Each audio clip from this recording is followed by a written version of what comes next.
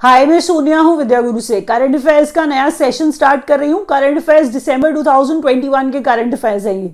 हिंदी में ये सेशन होगा। बाइलिंगुअल हम प्राइमरीली से कह रहे हैं। क्वेश्चन इंग्लिश में आएगा, हिंदी में एक्सप्लेन करूंगी मैं, जितना हो पाएगा उतना। सेशन स्टार्ट कर रही हूँ तो आपसे उम्मीद कर रही हूँ कि अगर आपको समझ आएगा तो आप लाइक का बटन दबाएंगे और फ्रेंड्स के साथ शेयर करेंगे जो भी प्रिपरेशन कर रहे हैं।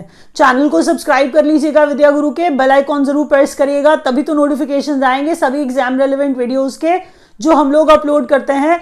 मैं सेशन यहां से स्टार्ट करूंगी। एक एक पॉइंट इंपॉर्टेंट होता है। आपका मुझे दिया हुआ आधा घंटा या 40 मिनट इतने यूजफुल होंगे आपके लिए कि आप लगभग 60 से 70 नए पॉइंट सीख जाओगे। ध्यान रखिएगा। इसीलिए पहला क्वेश्चन भी उतना इंपॉर्टेंट जितना लास्ट। तो पहले क्वेश्चन में हम क्या पढ़ने वाले हैं, देखिए जरा। पहला क्वेश्चन है एक्चुअल में अपॉइंटमेंट्स के बारे में, इलेक्शंस के बारे में। अब जब आप ये लोग देख पा रहे हैं, आप देख पा रहे हैं कि हम बाहर के लोगों की भी बात कर रहे हैं। अब यहां से हम जर्मनी से स्टार्ट करेंगे। पहला पॉइंट क्या है जरा देखिए। कह रहा है न्यू चांसलर ऑफ जर्मनी, नाम है इनका ओलाफ शोल्स। ओलाफ शोल्स जो है जर्मनी के नए चांसलर बने हैं। देखिए, जब कोई चांसलर बने, कोई प्राइम मिनिस्टर, प्रेसिडेंट बने, कंट्री में डेजिग्नेशंस होते हैं ना, तो उस तरह से देखिए कि कंट्री में नया चांसलर बना है, किस पार्टी के हैं। देखिए, कंट्री को लीड करने वाले इतने इंपॉर्टेंट लीडर जब किसी पोजीशन पे, ऐसी पोजीशन पे हायर होते हैं तो उनका नाम बहुत इंपॉर्टेंट होता है। ओलाफ शोल्स इनका नाम है। जिस पार्टी से ये बिलोंग करते हैं उस पार्टी का नाम है सोशल डेमोक्रेटिक पार्टी। अब ध्यान से दोबारा, मैंने क्या कहा, new chancellor of Germany Olaf Sholes social democratic party के हैं। फोटो देखिए, नेक्स्ट पढ़िए। Next executive director of UNICEF. UNICEF बहुत बहुत इंपॉर्टेंट ऑर्गेनाइजेशन है, ये हम जानते हैं। क्वेश्चन इनसे रिलेटेड एग्जाम में आते हैं, यूनिसेफ के बारे में पूछा जाता है। यहां पर पढ़ने वाला क्वेश्चन क्या है कि नेक्स्ट एग्जीक्यूटिव डायरेक्टर यूनिसेफ की कौन। कैथरीन रसल यूएसए की हैं। लगा दिया है मैंने वहां पर, देख लीजिए इन्हें कि कैथरीन रसल जो है, जो देखिए अगर नेशनैलिटी बता रही हूं तो किसी रीजन से बता रही हूं, ये समझिएगा कि यूएसए की हैं। ये भी एग्जाम में पूछा जाएगा कि कैथरीन रसल कहां की हैं। अब कैथरीन रसल को हो सकता है आप रशिया बना दो, तो कैथरीन रसल यूएसए की हैं। नेक्स्ट एग्जीक्यूटिव डायरेक्टर होंगी यूनिसेफ की। नेक्स्ट क्वेश्चन देखिए, न्यू फिक्की प्रेसिडेंट। अब फिक्की भी एक इंपॉर्टेंट ऑर्गेनाइजेशन है, इनकी भी जो भी चीजें होती हैं वो पूछी जाती है इनके बारे में। थर्ड पॉइंट है न्यू फिक्की प्रेसिडेंट, नाम पढ़िए इनका Sanjeev Mehta. New FICCI president, question ये वाले आएंगे, ध्यान रखिएगा। संजीव मेहता इनका नाम है। अगर किसी ऐसे इंपॉर्टेंट रैंक पे, डेजिग्नेशन पे किसी को रखा जाता है तो वो पहले से भी तो कोई अच्छा डेजिग्नेशन रैंक रखते हैं ना, तो वो HUL के MD और चेयरमैन है संजीव मेहता। वही वाले संजीव मेहता को फिक्की का नया प्रेसिडेंट बनाया गया है। अगला क्वेश्चन देखिए। अगले क्वेश्चन में मिस यूनिवर्स 2021। अब ये सब आपने पढ़ लिया होगा, आई नो दैट। कुछ चीजें हो सकता है मैं ऐड कर रही हूं कि रनर अप कौन रहा, तो आप इनका नाम ध्यान से सुन लीजिएगा। बाकी मैं जानती हूं आप हरनाज संधू को अच्छे से जान गए हैं। तो मिस यूनिवर्स 2021 की, अब मिस यूनिवर्स जो कंपटीशन था, ठीक है, आपने देखा होगा कि सबने आपको बताया होगा कौन से नंबर का है। कहीं से भी अगर आप पढ़ रहे हो या आप खुद भी पढ़ते हो तो 70th नंबर का है, 70वें नंबर का है। ये देखिएगा, ये लिखा है यहाँ पर। तो 70वें नंबर का मिस यूनिवर्स कंपटीशन कहां पर हुआ, तो एलाट इजराइल में है एक जगह। एलाट, हम कह रहे हैं एलाट इजराइल में एक जगह है, वहां पर ये मिस यूनिवर्स का 70th नंबर का कंपटीशन हुआ, ठीक है।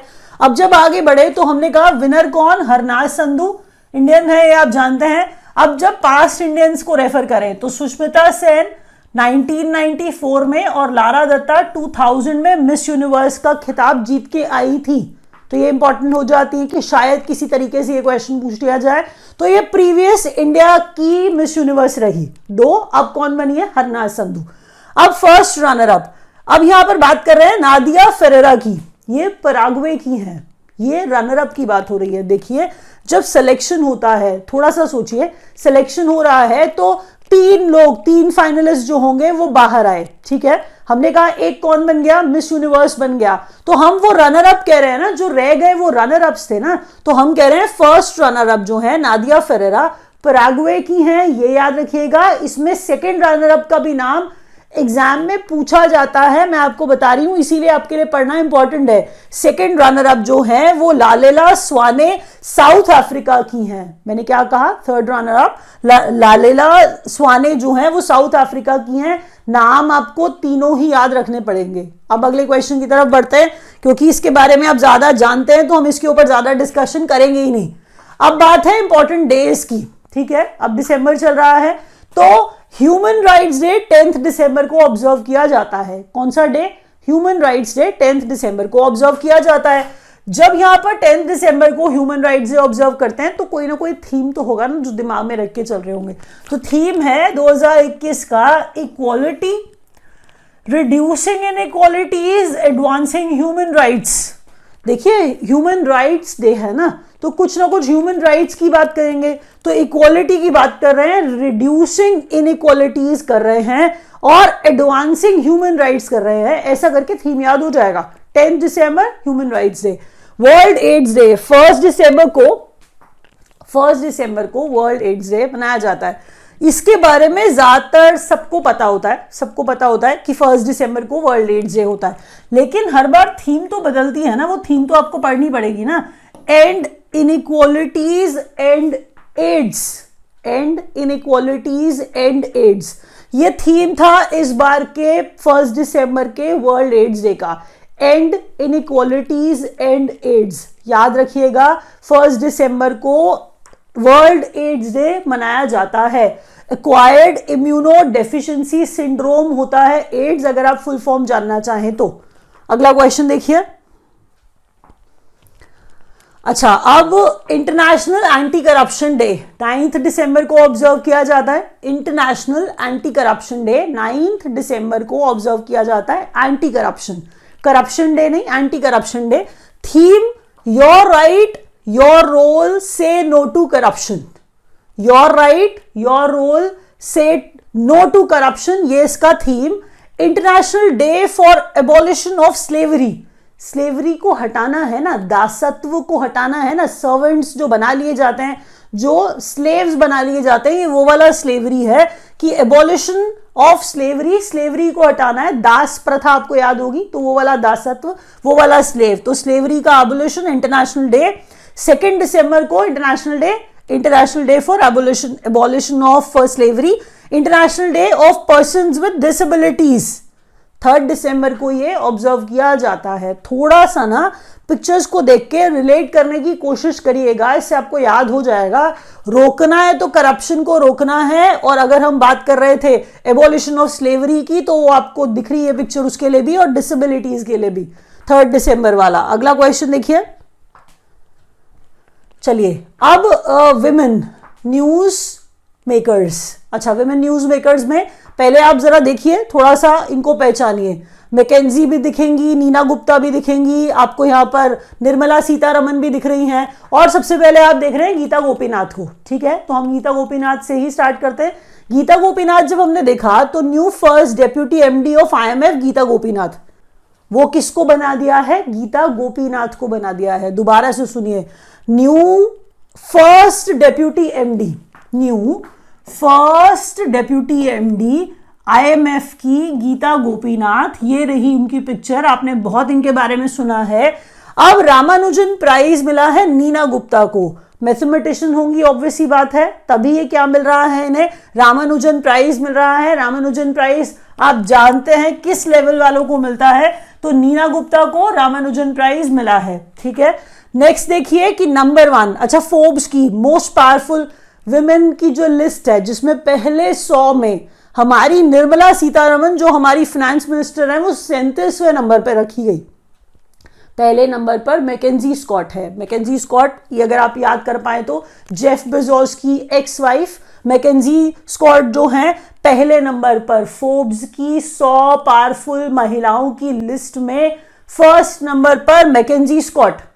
दोबारा बोल रही हूं, number 1 on Forbes 100 most powerful women list MacKenzie Scott. और फिर मैंने क्या कहा, निर्मला सीतारमन को इस लिस्ट में, बहुत बड़ी बात है, 37वें नंबर पर रखा गया है। अगला क्वेश्चन देखिए। नेक्स्ट क्वेश्चन में sports news, winner of 2021 senior national women football championship, Manipur. यहां पर हम किसकी बात कर रहे हैं, पहले ये देखिए कि हम कह रहे हैं winner of 2021 senior national women football.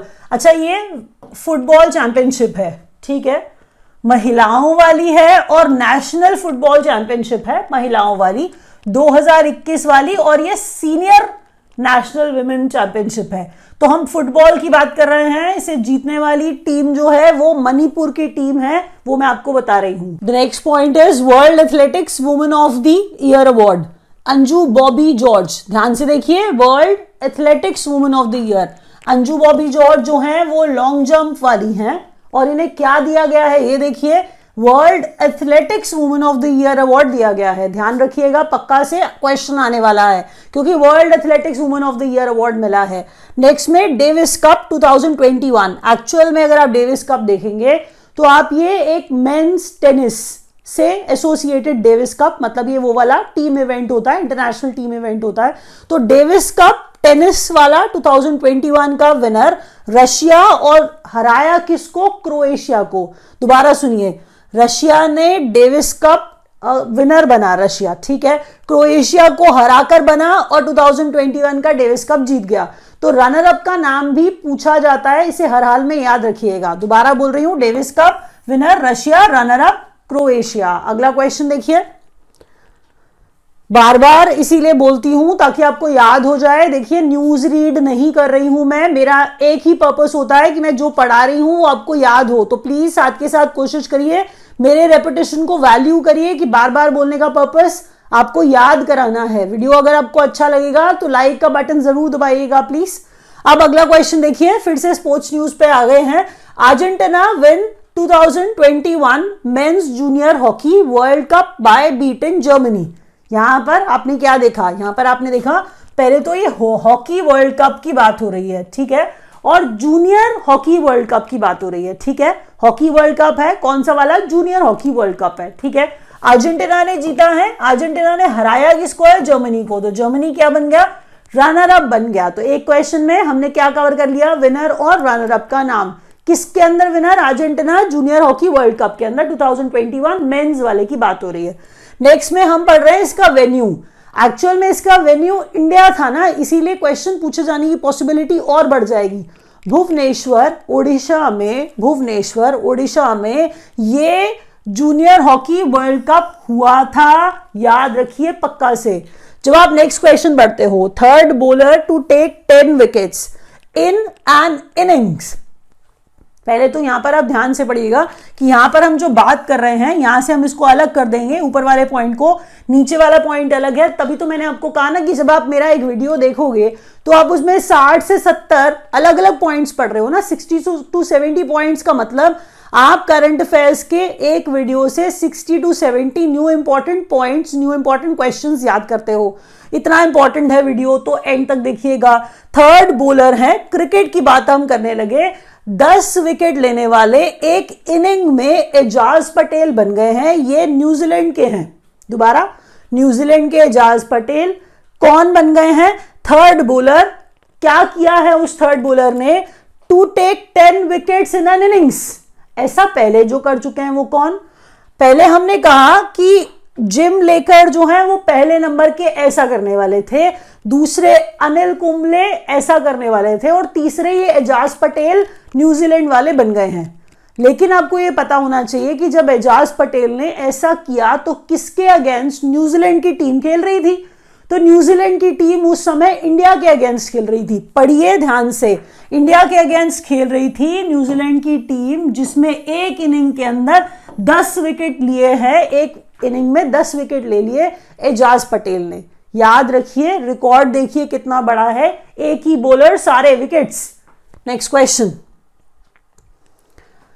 Next question है डेवलपमेंट प्रोजेक्ट्स। अब हम यहां पर बात कर रहे हैं कि इनकी इनॉग्रेशन हुई, तो क्या क्या प्रोजेक्ट्स हैं, क्या क्या इनॉग्रेशन है। देखिए, NTPC to set up India first green hydrogen based microgrid project to come up at Simhadri, Vizag, Andhra Pradesh. दोबारा से धीरे धीरे, एनटीपीसी लगा रहा है भारत का पहला green hydrogen based microgrid project.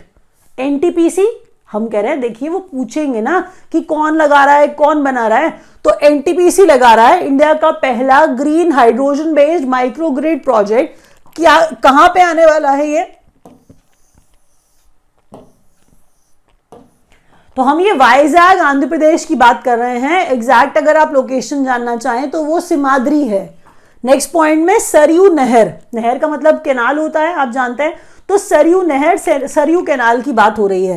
National project है जिसको इनॉग्रेट कर रहे हैं। कहां पर इनॉग्रेशन हुआ इसका? बलरामपुर में। और बलरामपुर की बात की तो यूपी की बात कर रहे हैं। दोबारा सुनिए, सरयू नहर प्रोजेक्ट है, सरयू नहर नेशनल प्रोजेक्ट है, इसका इनॉग्रेशन हुआ है बलरामपुर यूपी में। नेक्स्ट में देखिए रिवर्स इंटरलिंक्ड। अब यहां पर अगर हम बात कर रहे थे प्रोजेक्ट की तो हम रिवर्स की भी तो बात कर रहे हैं ना, कि इंटरलिंक्ड जो रिवर्स हैं इसमें पहले पढ़िए घाघरा, फिर पढ़िए सरयू, राप्ती, बाणगंगा और रोहिणी। यहां पर हम रिवर्स जो है लिंक्ड हो रही हैं, उनकी बात हम कर रहे हैं कि कौन सी रिवर्स जो है लिंक की जा रही हैं। तो घाघरा है, सरयू है, राप्ती है, बाणगंगा है और रोहिणी है। कितना इंपॉर्टेंट क्वेश्चन हो सकता है ये आप जब पेपर देने जाओगे तब आपको पता चलेगा कि अभी तो आपने ऐसे पढ़ लिया कि ये तो बोरिंग सा क्वेश्चन लग रहा है, आएगा नहीं, लेकिन ये क्वेश्चन जब आपको एग्जाम में दिखेगा, क्योंकि इतनी सारी रिवर्स इंटरलिंक्ड है, प्लीज याद रखिएगा, क्वेश्चन बहुत अच्छा है, रिवर के नाम भी आने की पॉसिबिलिटी है। अगला क्वेश्चन, डेवलपमेंट प्रोजेक्ट एंड इनॉग्रेशंस में 44,605 करोड़ का Ken Betwa linking project, reverse की बात हो रही थी। फिर केन और बेतवा भी तो नदियां ही है ना, इनको लिंक करने की बात की जा रही है। प्रोजेक्ट का जरा अमाउंट देखिए, 44,605 करोड़ रुपए केन और बेतवा लिंकिंग प्रोजेक्ट पे लगाएंगे। बुंदेलखंड में यूपी और एमपी, आप आधे लोग पढ़ोगे तो आधों को यूपी दिखेगा और आधों को एमपी दिखेगा। तो मैंने लिख दिया है कि कुछ पार्ट यूपी में और कुछ पार्ट एमपी में, ताकि अब आप बाद में कमेंट्स में लिखते ना नजर आना कि यूपी में है एमपी में है, तो मैं ऐसा नहीं करवाना चाह रही। तो बुंदेलखंड, यूपी एमपी दोनों लिख दिया मैंने।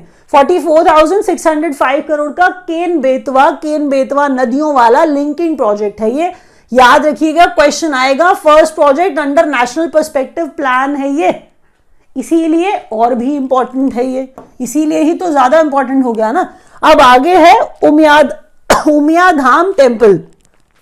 उमियाधाम टेम्पल मतलब उमिया माता के नाम पे उमियाधाम टेम्पल। तो उमियाधाम टेम्पल फाउंडेशन स्टोन रखा गया अहमदाबाद में। Umiyadham temple stone, foundation stone रखा गया अहमदाबाद में।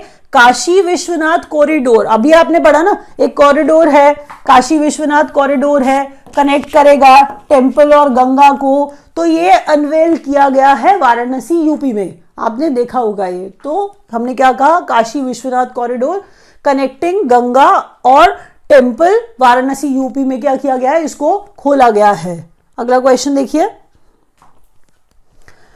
अच्छा, आप देखिए अवार्ड्स हैं, मेडल्स हैं। ध्यान से, पहला क्वेश्चन इंपॉर्टेंट है, आप ये खुद पढ़ पा रहे हो। अब इसको आप ज्ञानपीठ बोलो या ज्ञानपीठ बोल के खुश रहो, कोई प्रॉब्लम नहीं है, बस आपको क्वेश्चन याद करने से मतलब होना चाहिए। क्या प्रोनाउंसिएशन है ये आपके एग्जाम में नहीं आता है। तो 56 नंबर का 2021 वाला, 57 नंबर का 2022 वाला। अब आपको कोई भी ईयर में कंफ्यूजन हो तो वेबसाइट पे जाके उनकी भी चेक कर लीजिएगा, यही है, ध्यान रखिएगा, क्योंकि अभी आपको ये लगेगा 2022 तो आया ही नहीं, ऐसे कुछ भी दिए जा रहे हैं, यही लिखा है, उनकी वेबसाइट पे भी यही लिखा है। तो 56 नंबर का ज्ञानपीठ अवार्ड 2021 वाला नीलमणि फुकान जी को हम कह रहे हैं, असम के हैं ये, असमीज में मतलब ये लिखते हैं, ये मैं कहना चाह रही हूं दरअसल। तो नीलमणि फुकान असमीज के राइटर, दूसरे कोंकणी के राइटर दामोदर मौजो।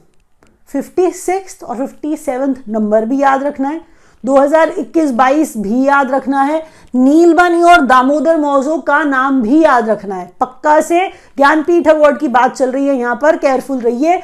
अब हो सकता है आपके दिमाग में क्वेश्चन आए कि पहला ज्ञानपीठ अवार्ड किसे दिया गया था। तो 1965 में जीएस कुरूप को पहला ज्ञानपीठ अवार्ड दिया गया था 1965 में।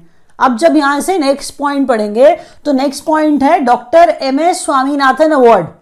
डॉक्टर एमएस स्वामीनाथन अवार्ड 1719 वाला, doctor M S Swaminathan award 1719 का 7th नंबर का दिया गया वी प्रवीण राव को। तो वी प्रवीण राव को ये अवार्ड दिया गया है 7वें नंबर का doctor M S Swaminathan award, याद रखिएगा वी प्रवीण राव। अगला क्वेश्चन देखिए, स्वामीनाथन ग्रीन रेवोल्यूशन वाले स्वामीनाथन।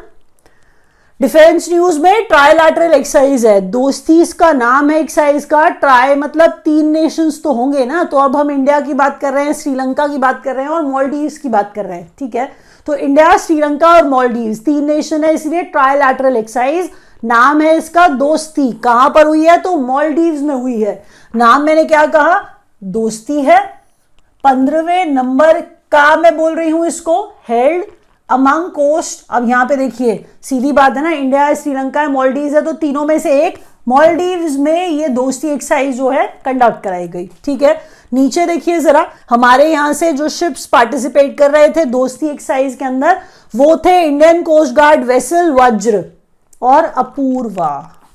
वज्र और अपूर्वा थे जो शिप्स हमारी तरफ से पार्टिसिपेट कर रहे थे इस ट्राइलैटरल दोस्ती एक्सरसाइज में। अब मिलिट्री एक्सरसाइज एक्वेरिन 21 नाम है इसका, 11वें नंबर का एक्वेरिन 21 हम कह रहे हैं, किसके बीच में? इंडिया और मालदीव्स के बीच में।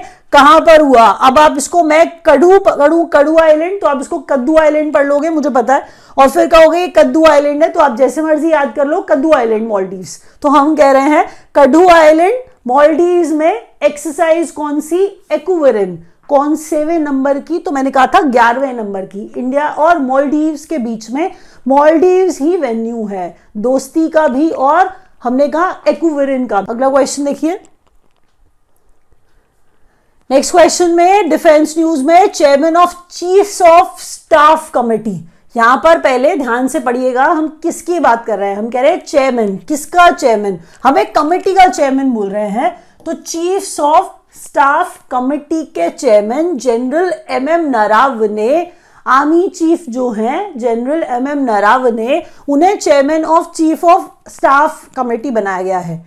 फिर हम बात करते हैं एयर वर्जन ऑफ ब्रह्मोस। अच्छा, ब्रह्मोस की जब हम बात करते हैं तो सब बच्चों को पहले से ही पता होता है कि ब्रह्मोस रशिया और इंडिया का कंबाइंड एफर्ट वाला है काम, ये सुपरसोनिक क्रूज मिसाइल है। तो air version of BrahMos supersonic cruise missile test fired from Chandipur Orissa. अब नाम भी पूछा जा सकता है कि चांदीपुर उड़ीसा से किसे जो है अभी टेस्ट फायर किया गया सक्सेसफुली, तो आप बताओगे ब्रह्मोस है। ब्रह्मोस क्या है? सुपरसोनिक क्रूज मिसाइल का एयर वर्जन जो है वो रिलीज किया गया, टेस्ट फायर किया गया। अब अगर आपसे ये पूछे तो सुखोई है, ये सुखोई नाम बताया जा रहा है, तो Sukhoi 30 MK series, Sukhoi 30 MK series, दोबारा air version of BrahMos Sukhoi 30 MK, ठीक है। फिर मैंने कहा supersonic cruise missile test fired from Chandipur Orissa. अब शायद समझ में आ गया होगा आपको। पैन एक्सरसाइज पैनेक्स 21 है, हम कह रहे हैं humanitarian assistance and disaster relief exercise of BIMSTEC. BIMSTEC की कंट्रीज की बात हम कर रहे हैं, तो बिम्स्टेक के एक्सरसाइज का नाम पैनेक्स 21 है। नाम पूछा जाएगा, आप देख लेना, क्योंकि बिम्स्टेक भी इंपॉर्टेंट ऑर्गेनाइजेशन है।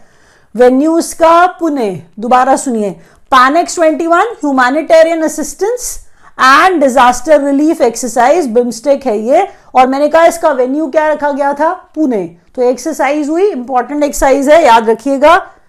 अगला क्वेश्चन है बैंकिंग और फाइनेंस न्यूज में। सबसे पहले आरबीआई की बाय मंथली मॉनेटरी पॉलिसी का रिव्यू, जिसके अंदर कुछ रेट्स आती हैं, कभी चेंज होती हैं, कभी चेंज नहीं होती हैं, तो आपको हर बार लास्ट वाली पढ़ के जानी ही जानी है अगर आप कोई बैंक का एग्जाम दे रहे हो तो। रेपो रेट 4% है, रिवर्स रेपो 3.35% है, ठीक है। Marginal standing facility bank rate 4.25% है, और जो पॉलिसी का स्टैंस है वो अकोमोडेटिव रखा गया, ठीक है। अकोमोडेटिव स्टैंस रखा गया, 4% repo, reverse repo 3.35%, MSFN bank rate 4.25%, ठीक है। आगे बढ़ते हैं, अब देखिए जरा एनबीएफसी का prompt corrective action framework. NBFC का prompt corrective action framework from 1 October 2021 March 2022 financial status. अब इसका मतलब क्या है, जरा ध्यान से देखिए। एनबीएफसी का प्रॉम्प्ट करेक्टिव एक्शन फ्रेमवर्क जो है वो लाना है, वो लगाना है, ठीक है। 1 अक्टूबर 2022 से ये लग जाएगा, एनबीएफसी का प्रॉम्प्ट करेक्टिव एक्शन फ्रेमवर्क लग जाएगा, इंप्लीमेंट कर दिया जाएगा। तो प्रॉम्प्ट करेक्टिव एक्शन वो आपको याद होगा, हम एनपीएस के लिए जब बात करते हैं तो हम प्रॉम्प्ट करेक्टिव एक्शन की बात करते हैं। तो एनपीएस नॉन परफॉर्मिंग एसेट्स हो जाते हैं, लोन दिया था रीपे नहीं हो रहा है, डिफॉल्ट हो गया, वो वाली बात। तो एनबीएफसी का प्रॉम्प्ट करेक्टिव एक्शन फ्रेमवर्क जो है वो 1 अक्टूबर 2022 से लगाया जाएगा। किस चीज को दिमाग में रख के, मतलब क्या दिमाग में रखेंगे, वो मार्च 2022 तक का फाइनेंशियल स्टेटस जो है एनबीएफसी का दिमाग में रखेंगे। मार्च 2022 के फाइनेंशियल स्टेटस को कंसिडरेशन में ला करके ही 1 अक्टूबर 2022 में एनबीएफसी का पीसीए फ्रेमवर्क लगाया जाएगा इस डेट को। अब जब आप अगला पॉइंट पढ़ते हैं, फॉर एनबीएफसीज डिपॉजिट टेकिंग और non deposit taking middle upper and top layers, अगर आपको याद हो तो एक वीडियो था, एक सेशन था जिसमें मैंने आपको ये भी पढ़ाया था कि deposit taking NBFCs, non deposit taking NBFCs, एक पिरामिड मैंने आपको पढ़ाया था जिसमें मैंने आपको बताया था कि अपर लेयर वाली, मिडिल लेयर वाली और टॉप लेयर वाली एनबीएफसीज हैं। तो ये एनबीएफसी सारी ही हम यहाँ पर बात कर रहे हैं, सबकी हम बात कर रहे हैं, जिसमें हम कह रहे थे, आपको याद होगा टॉप लेयर खाली रखा गया है अभी तक। तो ये वही वाला पिरामिड, अगर आपने वो वीडियो नहीं देखा होगा तो उसको भी एक बार देखिएगा। तो मिडिल अपर टॉप लेयर वाली एनबीएफसीज डिपॉजिट टेकिंग, और हम कह रहे हैं एनबीएफसीज नॉन डिपॉजिट टेकिंग, ये लेयर्स वाली, ठीक है। एक्सक्लूड करेंगे इसके अंदर गवर्नमेंट कंपनीज को और हाउसिंग फाइनेंस कंपनीज को, याद रखिएगा, गवर्नमेंट कंपनीज को और हाउसिंग फाइनेंस कंपनीज को इस प्रॉम्प्ट करेक्टिव एक्शन फ्रेमवर्क से एक्सक्लूड कर दिया गया है। हर हाल में ये क्वेश्चन आने की पॉसिबिलिटी याद रखिए। और अगला क्वेश्चन देखिए, चलिए। Promoter stake limit in private banks hike from 15% to 26%। Promoter वो है जो फाउंडर ऑफ द बैंक है, चाहे वो कोई पर्सन है, चाहे वो कोई ऑर्गेनाइजेशन है, ठीक है। प्रमोटर का स्टेक 15% पहले था, अब उसको और बढ़ा दिया गया है कि अगर आप प्रमोटर हो, आप बैंक के फाउंडर हो, तो आपका स्टेक जो है कम से कम 26% का होना चाहिए। That's what they mean. Promoter stake limit in private banks, limit है ये, तो हाइक करा गया है इसको 15% से 26%। UPI payment limit for IPOs and retail direct scheme hiked from 2 lakh to 5 lakh. आप आईपीओ में इन्वेस्टमेंट कर रहे थे, किसी आईपीओ में इन्वेस्टमेंट कर रहे थे, ठीक है। तो आईपीओ में आप यूपीआई से पेमेंट करके इन्वेस्टमेंट करना चाहते थे, आपको लगाना था 4 लाख, लेकिन लिमिट तो 2 लाख की है, तो उन्होंने उसी लिमिट को 2 लाख से 5 लाख कर दिया है। ये ध्यान रखिएगा कि अब आप 5 लाख तक ट्रांजैक्शन जो है यूपीआई के थ्रू कर पाओगे अगर आप आईपीओ में इन्वेस्टमेंट कर रहे थे तो UPI payment limit for IPO and retail direct scheme दोनों में हाइक कर दिया है 2 लाख से 5 लाख तक। UPI to be launch for feature phone also. Feature phone में यूपीआई का अवेलेबिलिटी नहीं होता है, तो वो कह रहे हैं कि हम फीचर फोन्स में भी यूपीआई का अवेलेबिलिटी ला देंगे। 3-in-1 अकाउंट जो है सारे के सारे देखिए बैंक्स जो है प्रमोट करते रहते हैं। आप एसबीआई का नाम सुनते हो, अब क्या होता है कि एक ही अकाउंट आप खुलवा लो, 3-in-1 अकाउंट होगा, आपका सेविंग अकाउंट का भी वही काम करेगा, डीमैट अकाउंट का भी वही काम कर लेगा, और डीमैट अकाउंट के अलावा ट्रेडिंग अकाउंट का भी काम वही कर लेगा। तो मैंने क्या कहा, 3-in-1 अकाउंट्स कौन से, savings account, demat account, trading account, याद रखिएगा इनका 3-in-1 अकाउंट, मतलब इनका कॉम्बिनेशन 3-in-1 होगा, ये याद रखिए क्योंकि ये बहुत अभी फेमस में है, तो आ सकता है। RBI gives LIC approval to hike its stake to 9.99% in IndusInd bank. अगर आपको याद हो तो बिल्कुल ऐसा ही क्वेश्चन मैंने कोटक महिंद्रा बैंक के लिए आपको पढ़ाया था, लास्ट ही वीडियो था वो, जिसमें मैं आपको लास्ट सेशन में आपको ये पढ़ा रही थी कि एलआईसी का जो स्टेक है, एलआईसी का जो स्टेक है उसको हाइक कर दिया गया है, मतलब उसको अप्रूवल नॉट दे दिया है आरबीआई ने कि एलआईसी अपना स्टेक बढ़ा ले कोटक महिंद्रा में। यहां पर हम बात अलग कर रहे हैं, यहाँ पे इंडसइंड में स्टेक बढ़ाने की बात कर रहे हैं। दोबारा से सुनिए, आरबीआई ने कहा एलआईसी को अप्रूवल दे दिया, किस चीज का अप्रूवल दिया है कि एलआईसी अपना जो स्टेक है वो हाइक कर ले, अपना स्टेक बढ़ा ले, बढ़ा के कितना 9.99% इन इंडसइंड बैंक। देखिए अगर कोई बैंक है तो कोई और फाइनेंशियल इंस्टीट्यूशन उसके अंदर स्टेक डाल सकता है ना, स्टेक होल्डर हो सकता है ना, तो तो LIC का स्टेक है इंडसइंड बैंक में, तो ये बोला गया कि LIC अपना स्टेक बढ़ा ले, इंडसइंड में 9.99% कर सकती है। अप्रूवल मिल गया। Door step bill payment service launched by, अब आपको ये थोड़ा अजीब लगेगा सुन के कि इंडिया पोस्ट पेमेंट बैंक जो है वो टाई अप कर रहा है किसी के साथ, door step bill payment service start कर रहा है, तो ये भी सुनिए और खुश होइए। तो इंडिया पोस्ट पेमेंट बैंक है, टाई अप किया है NPCI भारत बिल पे के साथ, national payments corporation of India NPCI Bharat पे के साथ हम कह रहे हैं, भारत बिल पे के साथ टाई अप किया है इंडिया पोस्ट पेमेंट ने door step payment bill payment service के लिए। और payment bank to get scheduled bank status Paytm payment bank, पहले ध्यान से सुनिए, इसको पढ़िए दोबारा से। एक पेमेंट बैंक है, पेटीएम पेमेंट बैंक है, ठीक है। पेटीएम पेमेंट बैंक को शेड्यूल्ड बैंक का मतलब शेड्यूल्ड पेमेंट बैंक का ही स्टेटस मिला है, वो याद रख लीजिएगा कि ये पेटीएम पेमेंट बैंक है, ठीक है। अगला क्वेश्चन देखिए, डिजी धन अवार्ड्स फॉर हाईएस्ट भीम UPI transactions in private banks in last 2 years, Karnataka bank. पहले कोई अवार्ड की बात हो रही है बैंकिंग में कि अगर हम डिजिटल पेमेंट्स गवर्नमेंट प्रमोट कर रही है अच्छे से कि सारे के सारे लोग क्या करें, डिजिटल पेमेंट्स करें, ठीक है, इसीलिए डिजी धन अवार्ड, ध्यान से पहले नाम पढ़िए ना, डिजी धन अवार्ड।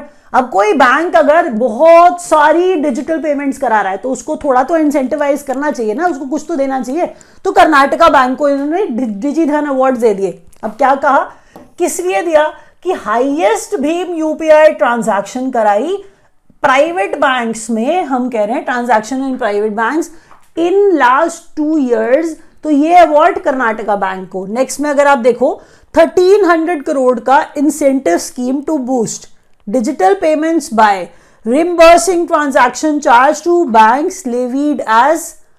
अब यहां पर हम किसकी बात कर रहे हैं, मर्चेंट डिस्काउंट रेट की। क्या बात हो रही है, MDR क्या है, मर्चेंट डिस्काउंट रेट है।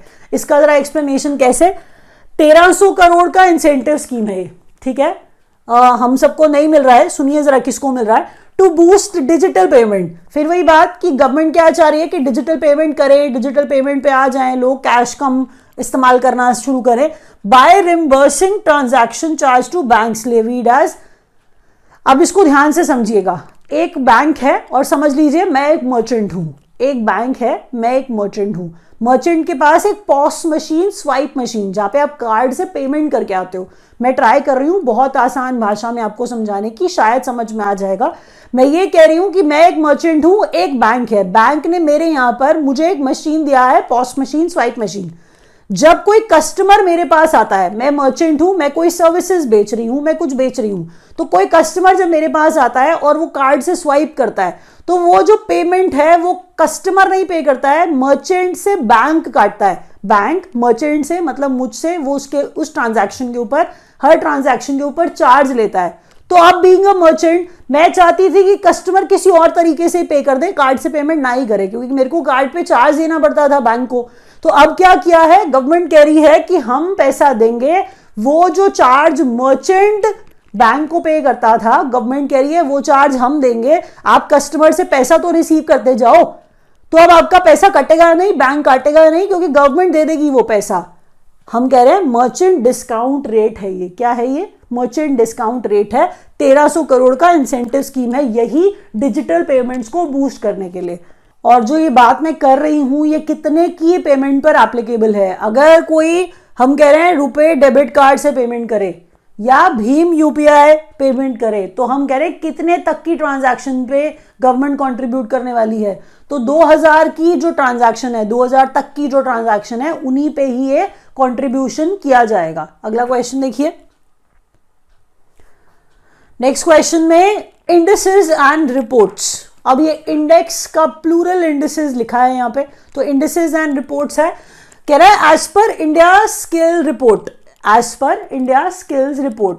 अब अगर आप यहां पे ध्यान से क्वेश्चन पढ़ो, number 1 state on employability. State तो एम्प्लॉयबल नहीं की जाएगी ना, स्टेट के लोग ही एम्प्लॉयबल बनाए जाएंगे। तो हम कह रहे हैं कि कौन सी स्टेट के लोग ज्यादा एम्प्लॉयबल है, जिनको ज्यादा जॉब मिलनी चाहिए। तो हम कह रहे हैं as per India skills report 2022 number 1 state on employability Maharashtra. ठीक है, यहां पर आप ये पॉइंट पढ़िए ध्यान से, बाय अब यहां पे इंपॉर्टेंट है और ये क्वेश्चन क्यों आएगा, इतनी सारी ऑर्गेनाइजेशंस इन्वॉल्व हैं, ये ध्यान रखिएगा, इसीलिए पॉसिबिलिटी ज्यादा।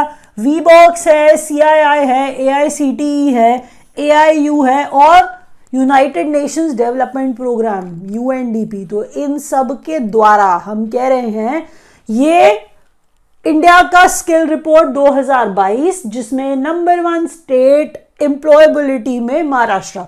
ठीक है, नेक्स्ट पढ़िए।